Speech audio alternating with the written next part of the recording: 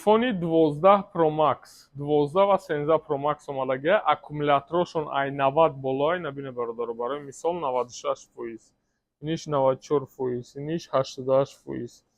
Аккумуляторошон беҳтарин состояния даранд, наван бародаро телефоно, состояние навайда, мақсад худаш нав несту, состоянияш навай бародаро, как новия бигем мешавада. Ана полный комплект. Хати чизи чораш падаркош, хати на падарка 4 та падарка дора, якта наушник падарка карда меша, якта блок питания падарка карда меша, якта стеклои бобоги, якта чухоли бибиги. 4 та чиз падарка.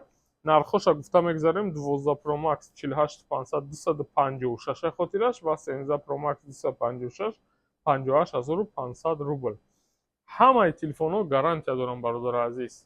Гарантия ҳамаи телефонҳо ай Дубай мебиёнд. Номеро барои тамос 8925 448 45 45. Худо нигаҳбон.